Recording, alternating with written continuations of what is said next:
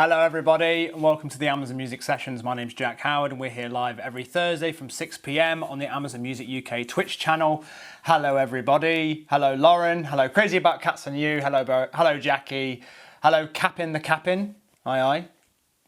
That was cheesy. Hello Blue Patrol. Not Jack Howard. It's always nice to see that I'm not here. Weezers. Hello everybody. Nice to see you. It's going to be a great show tonight. So stay tuned because coming up we have Sid joining us from Working Men's Club. They're an eclectic four-piece from West Yorkshire whose music sounds like if rock and electronic got together and had a baby, and it's a really cute baby as well and it sounds really good. Over the last couple of years the band has fleshed out their very own brand of relentless synth and relentless synth-driven music. Can't get my words out. Music that's guaranteed to make you have a little dance, and that's what we've got tonight as well. You look forward to their gig, it's great. And their debut self-titled record came out last year. They followed it up just 2 weeks ago with the Minsky Rock Mega Mix, which I'm going to be talking to Sid about tonight. And it's a non-stop reimagining of the tracks from the debut album. So that's very, very cool.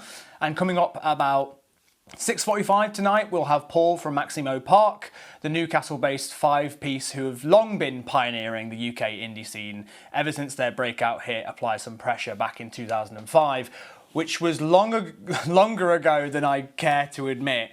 The band have been something of a national treasure on the indie scene, and tomorrow marks the release of their long-awaited new album Nature Always Wins, which sees them team up with Grammy Award-winning producer Ben Allen, whose work you might recognise from Animal Collective and MIA and Bombay Bicycle Club and many, many more. And tonight, like all of our shows, we want you to be as involved as you possibly can be. So get yourself into the Twitch chat. I want to hear your comments and your questions. You can submit questions in the usual spot, which is over here. There's a little thingamajiggy on the screen that you can click on, submit a question, leave your name if you'd like a shout out, or if you notice a question in there that you like the look of, give it an upvote and I'll make sure it gets asked later in the show. And that's everything. If we're all clear, it's time to start, and we're starting in a very special way. To kick it off tonight, we've got an uninterrupted performance recorded especially for the Amazon Music Sessions because we're very special. This is Working Men's Club. Enjoy.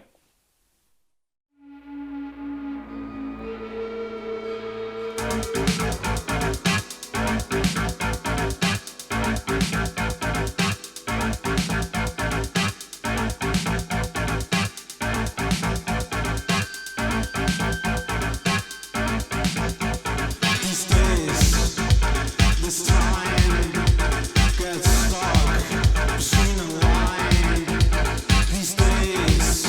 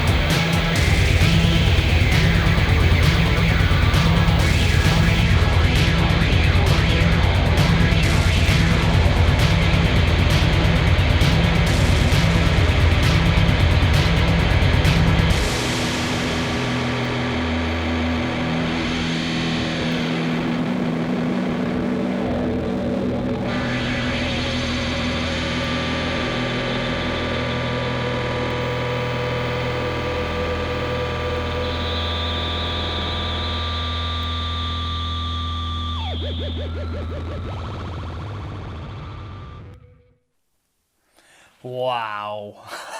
What a performance from Working Men's Club. Let's bring Sid onto the show now. Good evening, Sid. Welcome to the Amazon Music Sessions. How you doing, mate?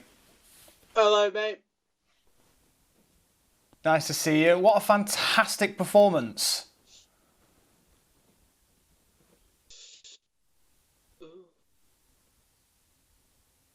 That was a fantastic performance, Sid. How did that feel to put that together? Thank you. Oh no. Good fun. It's nice to play in a room together. It's been the first time in a while. So yeah, it was enjoyable. Thanks Mate, for having us. I'm just gonna gush for a second. I think that's one of the most refreshing rock band sounds I've heard in a long time, and there's 20,000 people watching at the moment, and a lot of them agree. And there's lots of people. Yeah, man. There's lots of people wondering what influences you, because you've got such a unique sound, but it seems to be a mix of lots of different stuff. So, who are your influences? Like, where did that sound come from? I think it's a lot of music from, I'd say, a lot of krautrock in Germany, what Kraftwerk were doing, and kind of what was going on in Sheffield during that time as well. Early Human League and Cabaret Voltaire and stuff like that, and also what was going on in Detroit and Chicago in terms of a lot of Detroit techno and house music, and kind of all those things spiraling together. And then I guess a mixture of listening to lots of indie music and guitar music as well as all that. So it's kind of I guess where all music comes from, really. It's a variation of different influences and tastes, and a lot of African music as well. William Ondiebo and Johnny Hastrup, and a lot of that Afrobeat sort of stuff. So yeah, I think in terms of the first record, anyway, I mean, but yeah, it feels quite distant now, that album, because it was finished such a long time ago. But that was kind of the variation of influences I was listening to at the time. Mate, I mean, it seems like you've got a really eclectic taste in music, and naturally, I mean, I don't want this to be patronising, but you're a very young guy, and it seems like you've got a great amount of knowledge about all things to do with music. Is this something that you've studied, or is it just because it's a massive influence and interest of yours that you've just surrounded yourself in it for most of your life? I've always loved music, man. Like, thank you for picking up on that. I mean, I think, yeah, I've always just really, it's kind of been the only thing that I feel has been a way to express myself and feel like, I guess for a lot of people, I can relate to a lot of different types of music, and it makes me happy. So it's kind of, yeah, I guess that's maybe perhaps why I'm into such a variation of music. But I just think anything that sounds good in my ears is kind of better than any drug or beverage. But it's also nice to enjoy while intoxicated as well sometimes. So yeah. Yeah, a bit of both. So specifically to do with that performance, because it was a very, very well put together piece of video as well, not just how you were performing. What went into creating that? Where did all that come from? Is that your vision as well, how it looks and how it feels? It is, but I'd say I got to give credit to Impa TV, who are based in Todmorden, where I live now, and Steve Hockett, who does our visuals, who also did the album cover. They've really helped us out with all these kind of live streams and becoming a COVID friendly band, I guess. And yeah, I think Steve definitely gives the vision for how stuff should look. The album art, but it's very much in line with the music, I think, and they both kind of summarize each other visually and sonically. So yeah, I got to give credit to them. Really, it's not my doing; it's theirs. So yeah, Izzy and Jamie and Steve. And so when it comes to being what you just said, a COVID-friendly band, you released your album in 2020 last year. So how was that? Yeah, it took a while, but I got a lot of people to thank for at last getting it out into, you know, such a strange time to be releasing music because you can't tour. But we eventually got it out. You know, the release date was pushed back, and our management, Sarah, bless her, did a great job, and everyone at the label, Danny and Jeff, Daisy, Catherine, and Diva, everyone there, and you know, Ross obviously produced the record. It was there's a lot more people to thank, but it's a hard job putting out records during a global pandemic, but somehow we managed to. So it wasn't what we thought we'd be doing, but I'm very, very grateful, and obviously to all the fans, very grateful to everyone that helped along the way and continues to help. Yeah. I want to talk more specifically soon about like the way that you make music and what goes into that. But you've just released something called the Minsky Rock Mega Mix. So can you tell me a little bit about what that is? Why you decided to make that? Yeah, we actually did that before we put the album out. It was kind of an idea that came up after we decided that we needed to push the record back. So about a year ago, well, bit less than a year, but just after we'd gone into lockdown, you know, there's so much confusion going on, and the label approached us from Heavenly approached us with this idea to kind of do a sort of continuous remix record that me and Ross then obviously made a reality. Ross, who produces Working Men's Club, but I'm also in another group with called Minsky Rock, which is what the Mega Mix is under the title of. So yeah, it was a mad process of working, one that we're both new to. We basically recorded and remixed that entire Mega Mix over Zoom. So, you know, on not in the same room together, and we were like recording stuff in on our end, and then I'd send it over to him via email, and he'd put it in the software and then play it back through the obviously Zoom, what we were using like we are now, to see each other. And then we kind of go from there, and we did that over.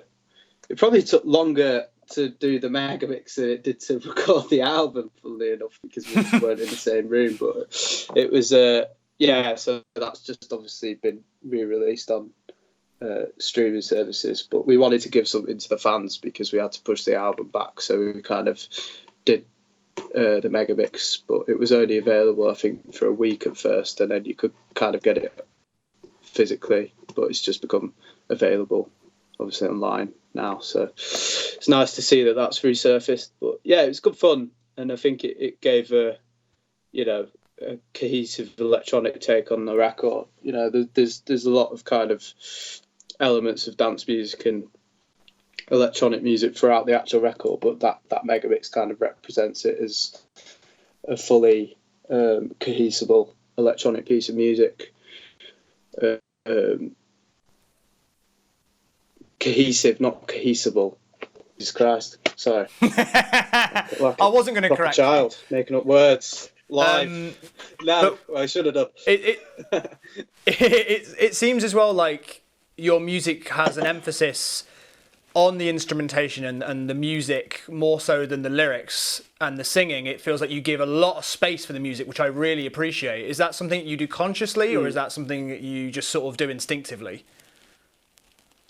I think the lyrics have their place. I just don't think I'll only say what I feel is needed. So I think if the song carries in a couple of verses, then that's fine. But yeah, I'd say I try and give equal measure to the lyrics, melody, and the music. But I think it's important if the words are kind of quite bold that the music needs to be bold as well. And sometimes that means that the music needs more time to build and to drop down. You know, I think that's kind of the foundation of a lot of dance music, but also, like I was saying, in krautrock and you know, that quite long-winded, repetitive, but gradually building dynamics up and dropping them down. So yeah, I think it's just kind of going back to the new about listening to lots of different types of music. I think I listen to a lot of instrumental music as well as music with lyrics and melody. So it's important to me because I write all the parts musically as well as lyrically. So it's kind of I'm thinking about everything. So I guess yeah, sometimes the music comes before the lyrics, and sometimes it's the other way around. But it just depends on the song and the way I'm writing and feeling at the time, really. Well, you're clearly a little genius, and one of my I'm not sure about that, but thanks. One of my favourites is the opening track of the album, which is called Valleys, which I must admit I'm a little bit disappointed that you didn't play it live. I was really hoping that you would. But can you talk to me a little bit about the process of making that, and maybe a little bit about the video that you've made as well? Yeah, I mean, I kind of wrote that song where I'm sat now, as of most of, well, yeah, all the record really. But yeah, I think that was kind of, it was when I was really, really into kind of just Detroit techno and house music, but also a lot of African music, as people can probably tell. So if you listen to that kind of music, but you know, I think I was there's a lot of kind of militant and conceptualized pieces of art out there, especially the stuff that, you know, like Aux 88, for example, like electronic group from Detroit.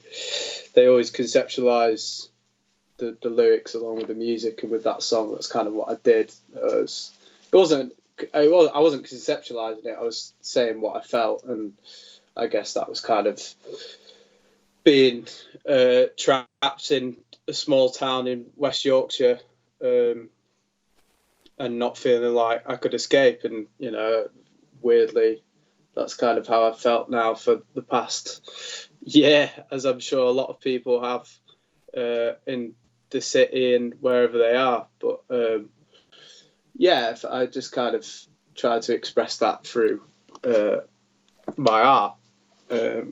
So I think that's kind of something that I tried to keep doing, but obviously with different subject matters and different music. But yeah, that's how that song came about. And in terms of the video, it was Mairead who plays guitar and synth in the live band. She came up with the idea for the video. She's full of amazing creative ideas. She started doing her own videos actually, which be ace when people get to see them. But she came up with the concept, and a director called Niall Trask directed the video based on Mairead's idea, which is, I guess, kind of based on the lyrics of, you know, kind of digging your own grave in the valley where I live. So yeah, it's kind of an analogy of that, which I thought was a very kind of to the point idea, and very much in line with what the song's about. Which yeah, so I think that came out well, and obviously we did that in lockdown too. So it was kind of trying to find ways around this time we live in, but yeah, we did it. So that was nice, and it was again a lot to thank other people Nice. for their time and efforts. We've got a little clip of it actually. So let's take a look at the music video for Valleys now.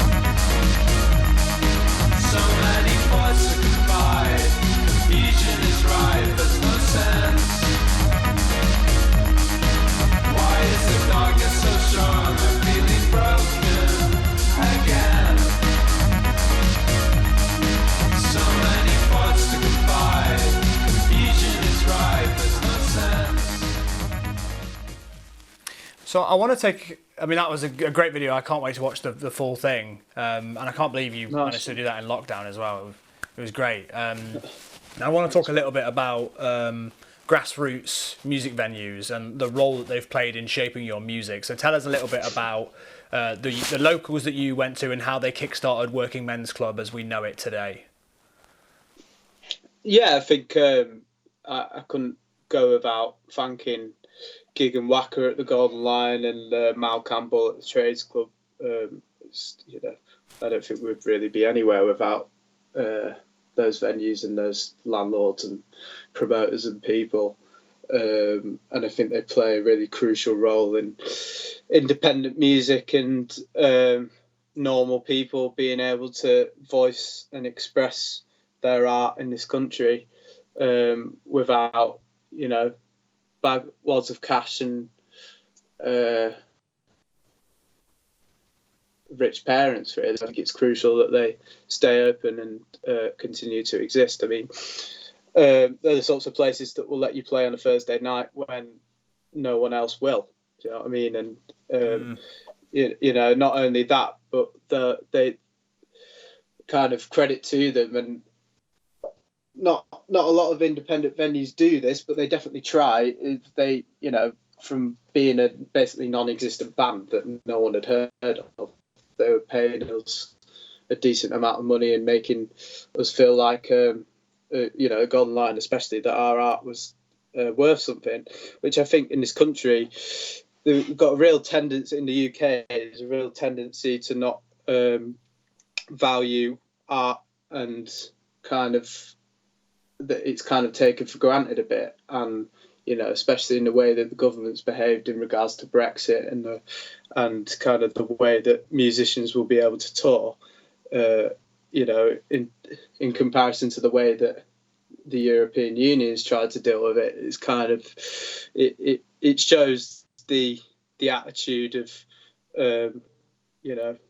our government, I guess, and I think it's really important that independent venues continue to exist so that music can continue to be made and grow and develop. And that's what's so important about these venues. They're all equally as important, the independent ones, because without them, bands wouldn't be able to kind of cut their teeth and be able to become tight and learn how to play around and amongst people in a room, and get used to that atmosphere.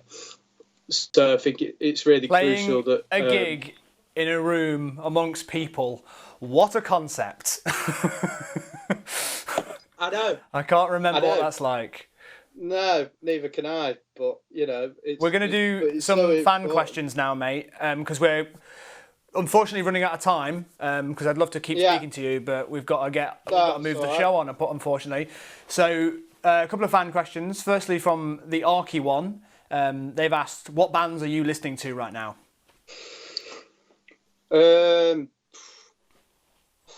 That's a tough question. I really like that new Sleaford Mods record. I think that's brilliant. What else? I really like this record from the 70s by a Brazilian guy called Arthur Verocchai. And a lot of kind of old Warp stuff. Lot of Aphex Twin and AFX. That Susan Amy put a record out under a few years ago. I think it was a collection of unreleased works he'd done. So I'd say that Sleaford Mods album's the only kind of new record I've been into recently. But nice. I'd be interested if there was anything else out there that people recommend. Oh, well, I feel like you would know if there's anything that's worth listening to. Another question a lot of people have asked about this. It might be surprising to you, but Ginger Jess 1995 was the first person I saw ask. Said, Sid, how do you maintain your beautiful hair? I've never been asked that question before. I just wash it. Yeah, I wash it every other day. Yeah, with shampoo. That's it. Wow, what a scoop, Sid! It's been an absolute pleasure talking to you. Thank you for sharing. Nice one, Jack. So many different thoughts about your music, and I'm so excited to see where Working Men's Club goes and what you do next. I'm going to just be listening to that album over and over again for the next few months, I think. Thank you for being here. Is there anything else you'd like to say to everybody before we say goodbye? Thanks very much for tuning in, and anyone that bought the album, thank you very much, and really appreciate all the love and support we've had. And anyone that doesn't like us, that's absolutely fine as well. And hope you find some other good music to listen to. Thank you so much for being here. Nice one, man. Thank you. See ya.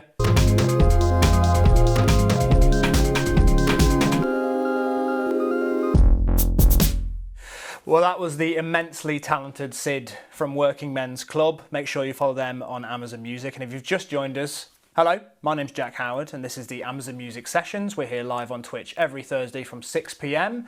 on the Amazon Music UK Twitch channel. So follow us if you haven't already. I saw so many of you enjoying that gig, and all the different people were throwing in who it was reminding them of. And I was like, yeah, definitely thought that too. Massive fan of them. And can't wait to see what they do next. Coming up now, though, is Maximo Park. We've got Paul from that band. They're a Newcastle-based five-piece who have long been pioneering the UK indie scene. And ever since their breakout hit, Apply Some Pressure, which is from 2005, which is longer ago than I care to admit, this band have become something of a national treasure on the indie scene, and tomorrow marks the release of their long-awaited new album, Nature Always Wins, which sees them team up with Grammy Award-winning producer Ben Allen.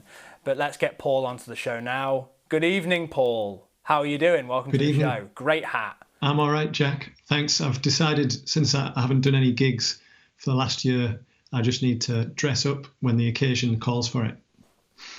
I love it. And you've got an entire wall of vinyls behind you as well. It's all very musician-y, this. Yeah, as I say, that I don't get out much these days, so I've got to put on a show. So your album's coming out tomorrow. How are you feeling about that? It is. I'm feeling excited. I'm a little bit, kind of butterflies in my stomach feeling, which is still the case after 6 records before this one. And it's something that we've worked on for the last couple of years, and we're excited for people to hear it. But you never know what people are going to make of it until it comes out. And so, with this album as well coming out at the time that we're in, is it something that you recorded last year? Is it something that's been pushed back a bit? What was the deal with making it? Well, we approached Ben to record it with us in, I think, 2019, at the end of that year. And so last year, he came over to Newcastle to have a little play around with the band. Our keyboard player, Lucas, left and emigrated to Australia, which I guess means that he didn't want to come to practice anymore. And so we needed a kind of multi-instrumentalist. We didn't want to just record live. We wanted to kind of experiment in the studio a little bit more, and I think Ben was the correct candidate for that. But we thought after this little weekend of showing him around Newcastle and going for donuts and coffee, which he was well into, and is a hard taskmaster when it comes to those items of food and drink. Apparently, he gave it the thumbs up, and we said we'll see you in a couple of weeks in Atlanta. We'll see you in April. And obviously things didn't turn out like that, and we just said, can we still do this? Is there a way of us recording stuff and sending it to you in Atlanta? And we tried 2 songs out first, and then they went really well, and we just kept going. And so over spring and summer last year, we just kind of pieced it together, and in the end it was definitely unusual because we were hoping to go out there and be a little bit more spontaneous with what we were doing, but the way that Duncan recorded all of the demos meant that we had a really solid foundation to go on, and so he ended up sending a lot of his guitar parts and synth parts over to Ben. I recorded my vocals upstairs in my attic room, which is far enough away from my daughter just about to get away with things. Although my daughter does creep onto one of the songs on the penultimate song, Feelings I'm Supposed to Feel, which is about her, and kind of the noise coming up through the window. Yeah, it's nice that there's a little bit of field recording of her in our backyard playing around. So it was definitely not the experience that we'd planned for, but technology being what it is, I can speak to you here from my dining room and we can record an album with a guy in Atlanta. Yeah, I mean, that's insane. Have you ever done anything like that before where it was remote and you were sort of figuring it out and you were all separate from each other? Was that ever, like when you were touring and things like that, has that ever come up before? Or is this a completely new way of being creative? No, we've all done different things. Like myself and Duncan put out lots of solo stuff, and so we're used to recording on our computers. I'm a garage band man, no Pro Tools here.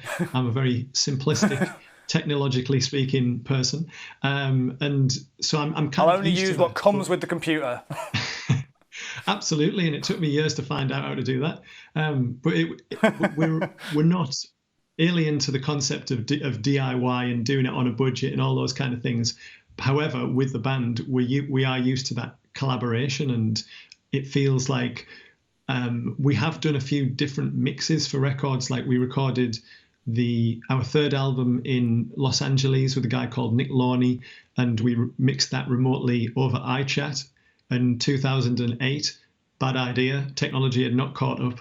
And then we did the last album in Chicago in Wilco, the band Wilco studio, and then came back here and we were mixing that as well over the internet with somebody in this country. So you throw in a time zone change and it usually just makes things a little bit slower because you're waiting for emails to come back the next day, and that can be a bit of a drag. But yeah, we were prepared for it after the kind of disappointment of not being able to go to Atlanta and have this totally different experience in Ben's studio. We thought, at least we can do this, and it's not a great time for anybody at the moment, so at least we had that focus of getting up every day and knowing that we were going to get new files sent back to us with maybe some strings on, played by Annie, who was in the studio doing the engineering for Ben, and Ben would add a bit of synth and maybe some bass, and the whole thing was a kind of voyage of discovery. And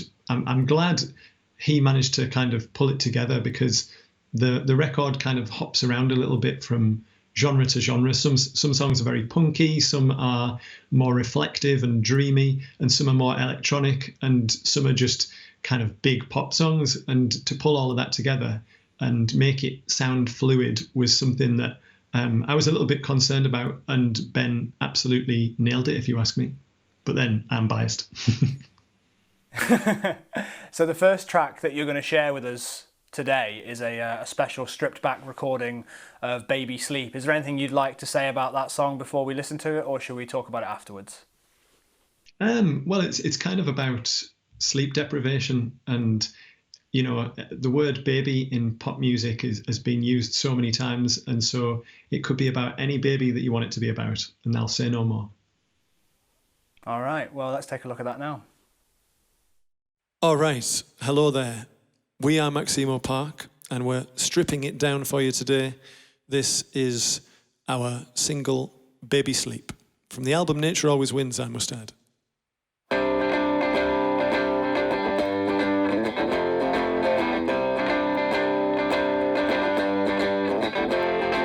It may appall you to know, but the mall is the only place I go. So much choice and restriction, you don't know what you've been missing. The same channel on my TV, talking heads just can't agree.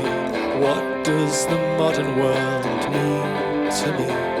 My baby only sleeps when she wants to, but baby so rarely wants. My baby only sleeps when she wants to, but baby so rarely wants.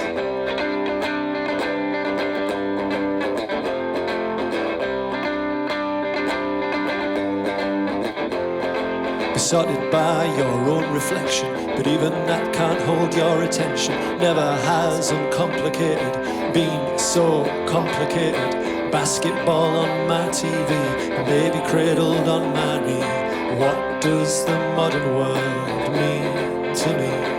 My baby only sleeps when she wants to, but baby so rarely wants. My baby only sleeps when she wants to, but baby so rarely wants.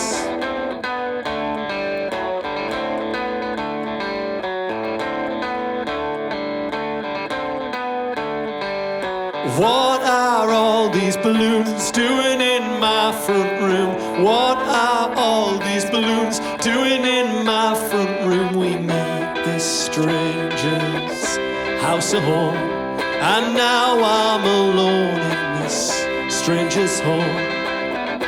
What are all these buffoons doing in my front room? My baby only sleeps when she wants to, but baby so rarely wants. My baby only sleeps when she wants to, but baby so rarely wants. My baby sleeps when she wants to. My baby rarely wants. My baby sleeps when she wants to. My baby sleeps when she wants to.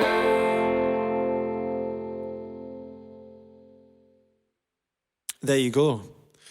That's on the new record and is about feeling sleep deprived, as you can hear.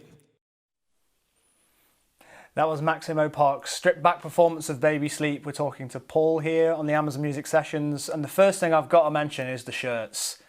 What I mean, it's a great choice. Like, where's the inspiration for those shirts?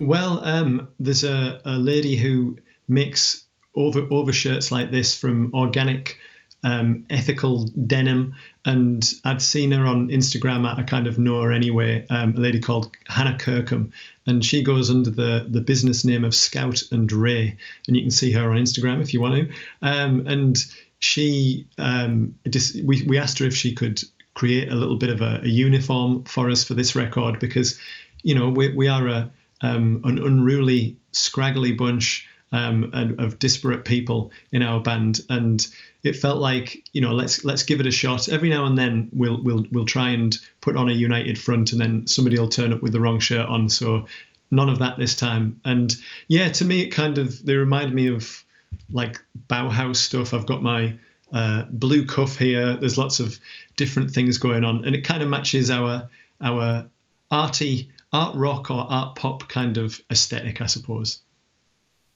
Yeah, I think it's a great little uniform. Do you like doing these stripped back versions of the songs, or would you have preferred to have done like a big full thing?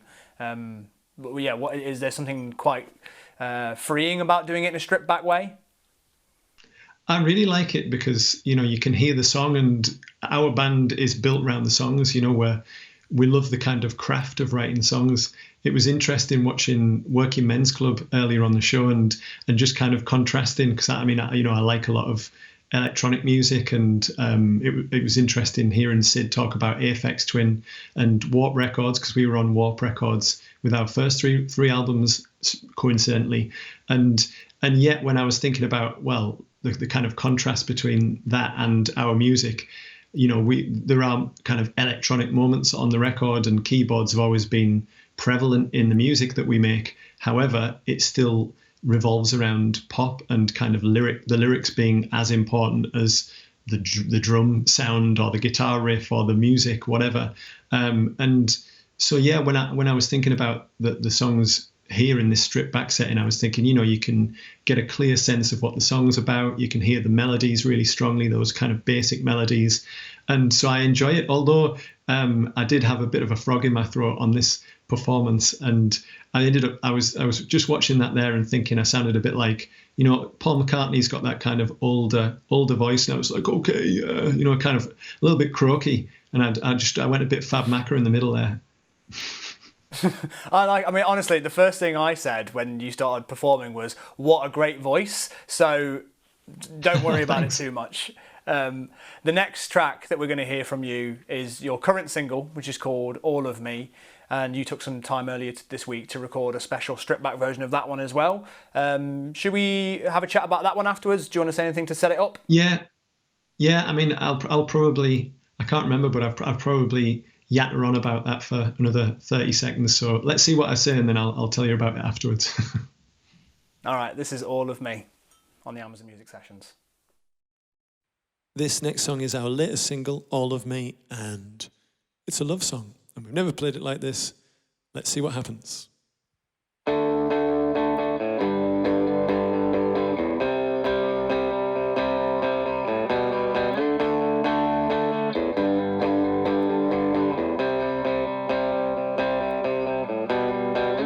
Make the world that you want to see. There are obstacles at every turn. Change happens incrementally, though the embers of ambition burn. I've been collecting perspectives, there's so much that I want to share. I've been so reckless and feckless, you taught me what it is to care. This song is where you belong, this is all of me. If I can't include you, if art is a part, well then I disagree. I turn the radio on to find someone who tells me what I need to hear. This song is where you belong, this is all of me. Make the world that you want to see. There are tables that you'll need to turn. Construct a personality, though your instinct has a role to learn. I've been protracted, distracted, caught up in ambition's glare. I've been selected, protected, you brought me towards something rare. This song is where you belong, this is all of me. If I can't include you, if art is a part, well then I disagree. I turn the radio on to find someone who tells me what I need to hear. This song is where you belong, this is all of me. I can only speak for myself, but I'd like to understand your feelings as well. I never thought that I was reckless. Now I know that I was lost until you came along. This song is where you belong, this is all of me. If I can't include you, if art is a part, well then I disagree. I turn the radio on to to find someone who tells me what I need to hear. This song is where you belong, this is all of me. It's where you belong, it's where I belong. It's where you belong, it's where I belong. It's where you belong, it's where I belong. It's where you belong, it's where I belong. That's a really, really lovely song, and there's some big themes in that track about love and family and domesticity and things like that. Can you talk to me a little bit about what went into writing that song, or maybe what inspired you to write that song? Yeah, I think from the beginning we've always tried to write songs about everyday life and try and elevate it into song, and those little moments that you sometimes miss in life, and we try and put them into songs, and this is another case of that. It's almost me kind of giving advice to my daughter. I had a baby girl 5 years ago, and me and my wife have been going through the ups and downs of bringing her up, and I really wanted to write songs about that experience, but try and put them into pop songs that anybody could relate to, whether they're a parent or not. And so yeah, in some ways there's a little bit of talking about what I might have learned, or that I've been collecting different perspectives as I've gone along, and trying to be a better person. And you know, the idea that once you get to the chorus of you know, if people think that you shouldn't put domestic things or ordinary life into a song, then I disagree. You know, art can be all sorts of different things. It can be spectacular, it can be fantastical, and very much away from reality. But one of the things that I think we are best at is to try and capture those little moments, and see if we can attach them to a catchy melody, a strong melody, and create something timeless from personal experience. And a lot of my favourite songwriters are a bit like that, really. You know, the vinyl that you see behind me has a lot of singer-songwriters, and I thought it might be interesting when we first started out to try and maybe apply some of those different techniques of being more introspective, and put them next to some of the more abrasive music and the loud stuff that we were coming up with at that point.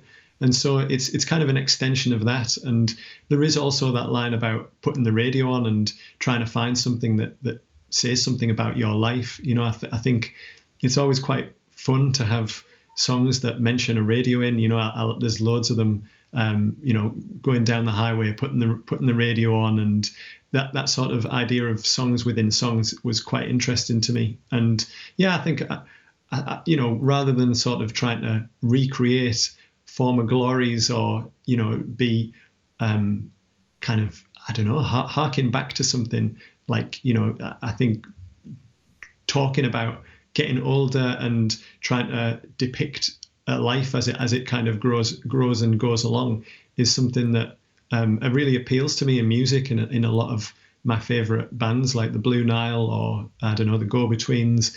You know, there's lots of little stories that all add up when you listen to those bands' records all together. You kind of feel pulled in by the specifics, as well as those kind of universal things that we can all relate to. It's authentic though, isn't it? It's your story at the moment, is the fact that you have become a father and you're getting older, and like, it would be weird, I think, if you were like, nah, it's still 2005. Oh yeah, and but I think a lot of bands probably do that. Sure, yeah, and I think there's something beautiful and spectacular in celebrating the ordinary in life as well, and I really like that that's in there.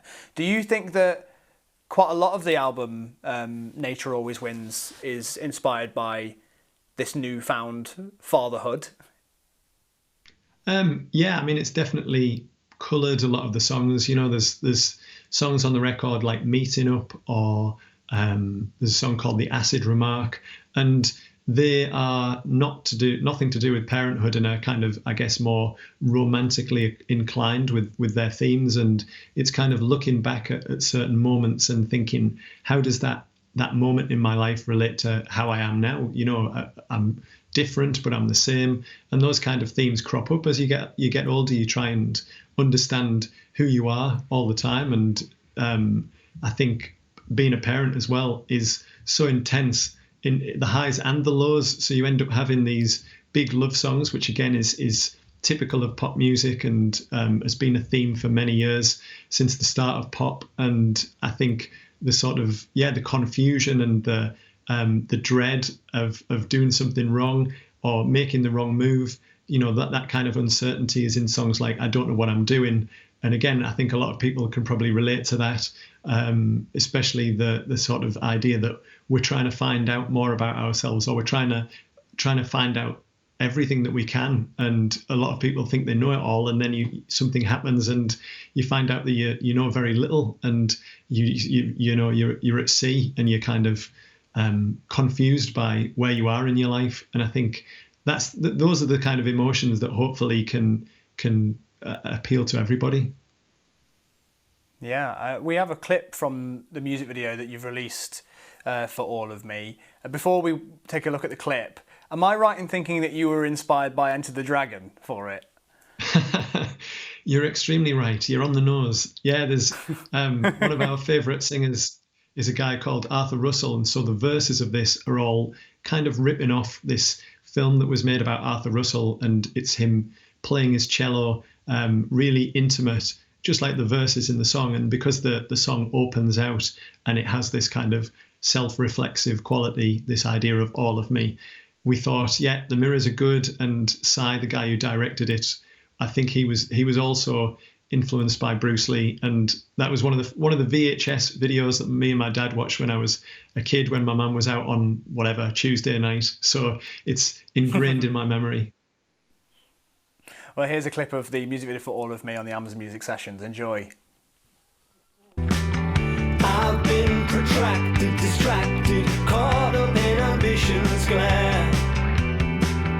I've been selected, protected, you brought me to want something rare. This song is where you belong, this is all of me. If I can't include you, if art is a part, well then I disagree. I turn the radio on to find someone who tells me what I need to hear. This song is where you belong, this is all of me. I can only speak. How do the music videos work for you? Do you enjoy doing the music videos, firstly? Not really. No? They're usually, it's that idea of being scrutinized for, one, or in this case, 2 days. We did a 2-day shoot for this one so that we could set up the two different scenarios of the kind of close shots where the camera was really close to our faces. And we also had all of the COVID-19 restrictions in place. So everything was taken kind of quite slow. And I think I enjoy the end results of a lot of music videos that we are involved in, because it sort of tries to showcase the song as best that it can. However, over the years, there's been some of our videos that I'm really not into, and I have to kind of hand over. All of us in the band kind of have to hand over a bit of control, and we are not used to that. Everything from the artwork on the album covers to the liner notes to all of the different scripts that come in for videos. We okay everything. All of our social media is done by ourselves or kind of okayed by management. And to us, it's quite important that, again, that sort of authentic voice that is just us and Maximo Park is, that manages to filter out into all these other mediums. But sometimes you run out of money. At the end of the day, you haven't got time to shoot the scene that would have made it look way better. Or, I think we did a video once for a song called Write This Down, and the lights that were supposed to come didn't arrive, and so we had to use a completely different set of lights. And it's not a great video, if I'm honest. Sorry, whoever made that one. But yeah, it's a kind of hit and miss experience for me. But I think we're more confident in sort of saying when something doesn't feel right now, where we can kind of feel, nah, this isn't going to look good. Whereas, there's all sorts of things of me looking foolish. That's why I just dress exactly the same in all of our things. So at least there's this kind of uniformity, and people can kind of recognize the band, and then we don't have to worry about it. So that was going to be part of my question, actually, was how much creative control goes into the visuals, or how much you're thinking about the visuals when you're recording the song, and whether or not they go hand in hand for you. About it's very clear to you what the visuals would be, or maybe you're not a very visual person, but you clearly are. Well, look at how stylishly you're dressed. Well, yeah, I mean, I think about all those things that, I'm interested in the idea of the surface of the thing that you're putting out, the kind of image of it and how that reflects the music. And does it reflect the music? Can you play around with it and have a bit of fun with it? And I mean, I went to art college and did a foundation degree and then studied art history at university. So all of those kind of ideas about visual presentation are in our band's DNA. Duncan did fine art at university. Tom, our drummer, how we met was through the art history and English departments in Newcastle University, and that is ultimately how I ended up in the band. So that kind of fine art lineage and the interest in design goes back through to our inception. And I think it's always a tricky thing to get the visuals right, because we've all got our own ideas about it and we're all fairly strong-minded. So in the end, it becomes a kind of compromise between us where we can find common ground. And so for this album, we've got paintings by our friend, an artist called Laura Lancaster, who's internationally renowned. And, I went to art college with her, and she's done really well for herself, and I didn't know whether she'd let us use them. And so on the singles from the album, progressively, we've just used a painting by her for each of them, culminating in the album sleeve, which has a painting of a photograph of a child in a swimming pool. And again, it kind of reminded us of the sort of distortion of family life, the way that it has a dark side as well as the light side. There's this kind of dreaminess to the colours of the artwork. So yeah, we do think about it, but we're because it's a collaborative effort, we're all waiting to find that one thing that makes sense to us all. Whereas, if I put out my solo album, I can just go, right, that's one of my photographs. I've kind of got it there at the sort of in the middle of recording, because you start thinking about those things. Whereas with the band, that egalitarian approach that we have extends to everything. And it comes down to the wording of the mailers that we put out. We have to get things right for all of us, because it wouldn't sit well with us if we put something out that didn't have that kind of group sensibility. Yeah, and I guess compromise is always sometimes it can lead to a better result, and there's always somebody that will have an idea that we might not think of things that way, but sometimes it's like, but I know how to do it, I know how I want it, and it's just having to fight against that a lot of the time. Yeah, I think that's true. I think you find out eventually that who was right and who was wrong, and there's been occasions over the years when I was wrong, and I wouldn't like to say if anybody else was wrong in the band, but it's something that you have to kind of deal with and learn from, because there were moments when we first started out, and even after the first few records came out, where things happen that have never happened before, and you have to kind of find a way of thinking about them and discussing things. And we are the sort of artistic people in a band where a lot of things go unsaid, and we're sort of, I guess we're kind of sensitive in the respect that none of us want to upset the other one, and nobody wants to kind of tread on anybody's toes. So I mean, Tom, our drummer, often comes in handy in that respect, because he doesn't suffer from that. He's very forthright, and I think that's really helped us over the years, having somebody who'll kind of say, no, this is the way the things are. And even if that doesn't seem right to you, you can then go against that, and a kind of debate can break out of all of this kind of sensitive silence. I'm going to talk about I'm going to do some fan questions in a moment, but I just want to because we're running out of time, but I want to briefly just touch on the fact that Maximo Park has been a band for about 20 years now. So you must have a lot of experience and a lot of memories and things like that. And I guess I'm just wondering, when you're making music now, do you still find that your like initial inspirations are still bleeding through, or do you feel like they've developed and changed over time?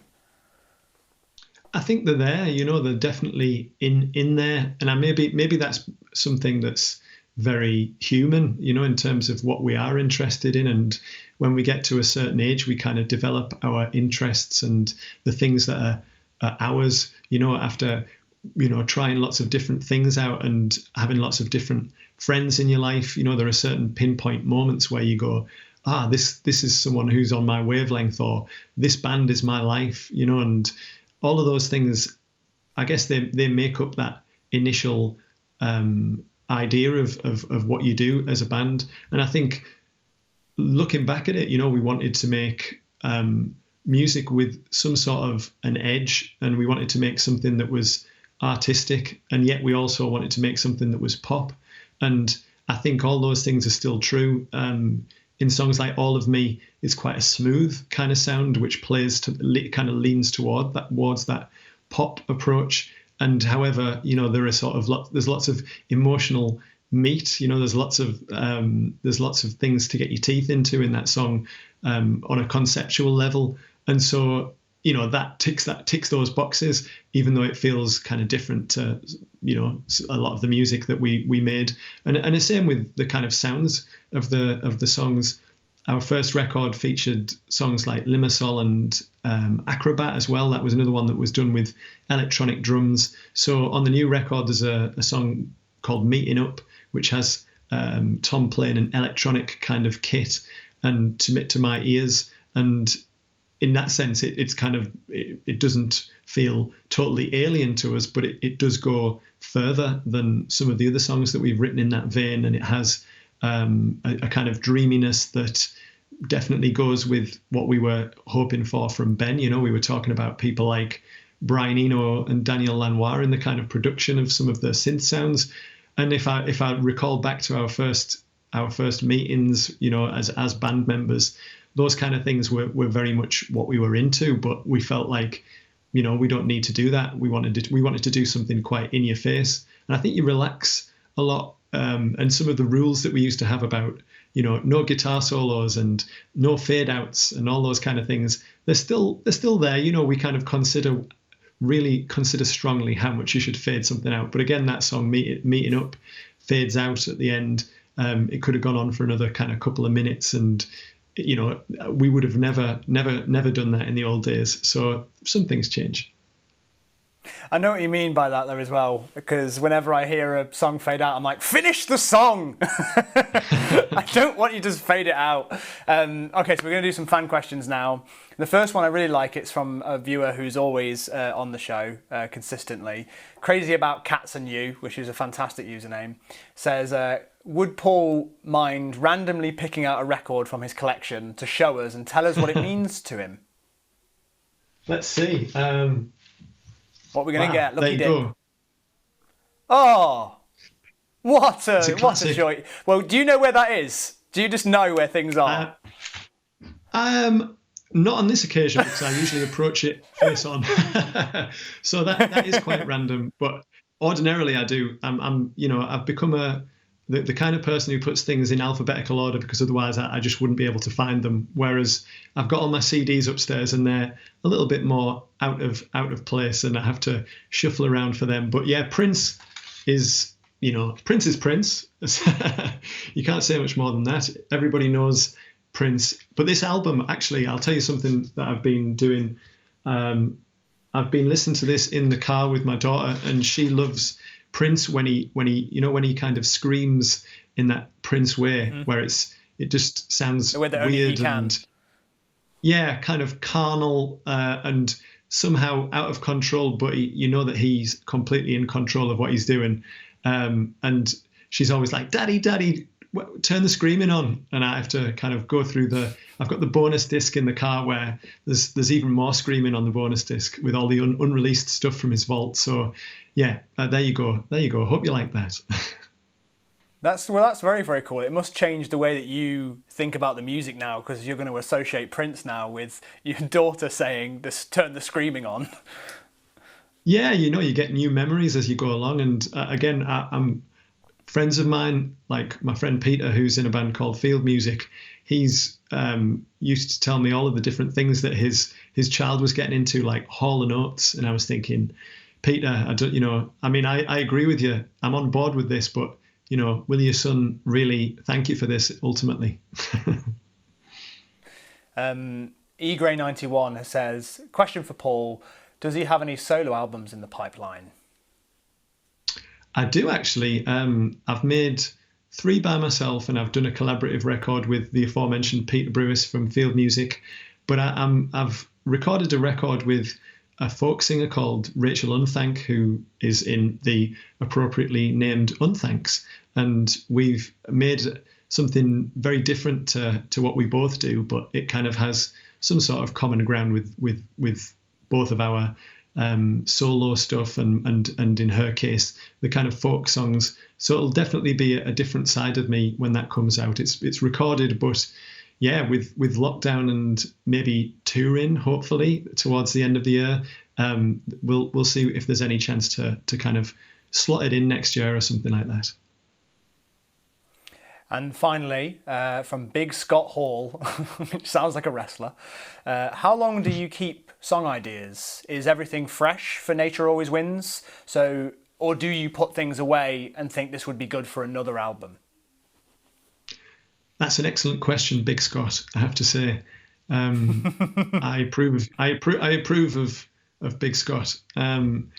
It's a mixture, it's something that, if something's there in my notebook from my own point of view, I'll see if it fits with a song, especially when there's something where Duncan sent me a song and nothing's quite fitting. I will write new lyrics, but I'll also go back and see if there's anything that sticks out. And I think Duncan's the same. There's some ideas that just are on the boil for a long time, and then you go back to them, and sometimes they're good, sometimes they're not, and you end up trying to make the best of those ideas, because if something kind of nags away at you, it's probably a good idea, and you have to follow that up. And I think a lot of the lyrics on this record actually were quite fresh, and I felt like there were things that I wanted to write about, and there'd be bits in my notebook where it might be referring to my daughter, or being a parent, or being frustrated, or something where you're remembering the past, and then I would try and write new words that fitted and sort of flesh out those ideas, which is, I think that helps, because you've got these anchors for the idea where you feel confident about it, something that's stuck out at you for a while and you've been waiting to use it. And then there's this kind of freshness as well from the new ideas, and coming up with something on the spot is always quite exciting, and trying to find the right rhymes and modifying what you've already got. So it's an interesting process, and I'm glad Big Scott asked. Thank you, Big Scott. I hope you were satisfied by that. Now, the track that we're going to have to play us out is called I Don't Know What I'm Doing. So do you want to tell us a little bit about that and say your goodbyes? It's been a pleasure to have you here, Paul. Thanks very much, Jack. Yeah, this one is a proper rocker. Duncan came up with this riff, and we thought this is, there's no holding back on this one. So I'm at the top of my voice. I don't know whether we'll be able to play any other songs after we play this one live. And again, I spoke about it earlier on. It's a little bit about self-doubt, but also again how life changes, and yet you're the same person in some way. How do those two things fit together? And does your nature always win? Does your own true nature always pop out? And will it pop out in the kind of people that you meet with and your friends and family or your offspring, your behavior ends up impacting on them. So it's kind of lots of serious themes in a really funny kind of full-on song. And thanks for having us, by the way. Well, Paul, it's been an absolute pleasure to speak to you. Thank you for coming on the show. And to play us out now, here is I Don't Know What I'm Doing. Thank you very much for joining us. Cheers.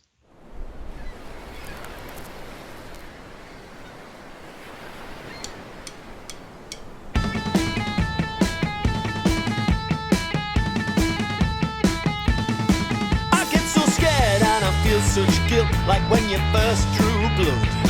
Although the situation is improving, and when your mood is good, it gives us all a lift.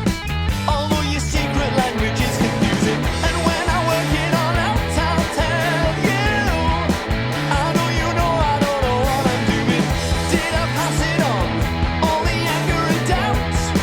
Your behavior leads to one conclusion, and when I work it all out, I'll tell you.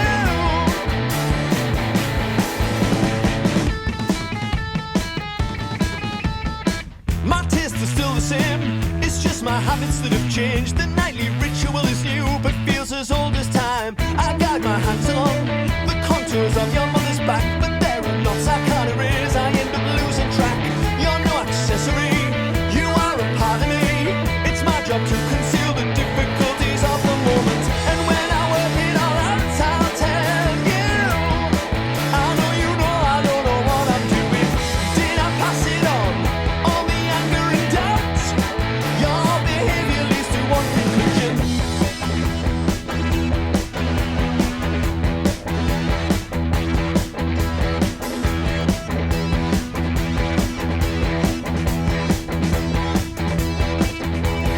I helped make you, and I've condemned you to see my frailties, the fate of the family. But I helped make you, and I'll placate you. I helped make you, and I'll placate you.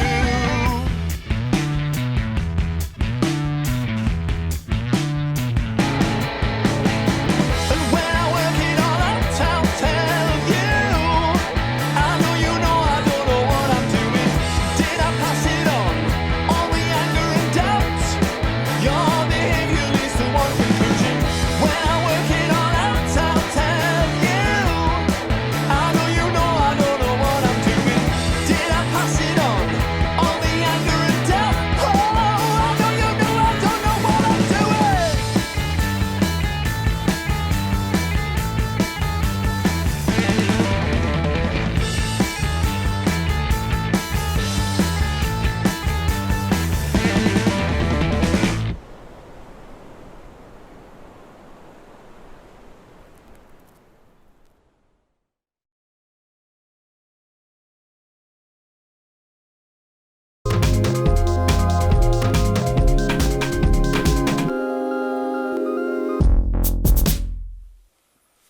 That was the amazing Maximo Park. Make sure you follow them on Amazon Music. Their new album, Nature Always Wins, is out in a matter of hours. It's out tomorrow, so make sure you don't forget to get it. Thanks also to Working Men's Club for joining us. Go and check out the Minsky Rock Mega Mix over on Amazon Music. And that's our show, everybody. Thank you so much for being here. My name's Jack Howard. I'll be here next week, same time, same place, Thursday, 6 p.m. on the Amazon Music UK Twitch channel. We'll have Chloe Foy and Puma Blue.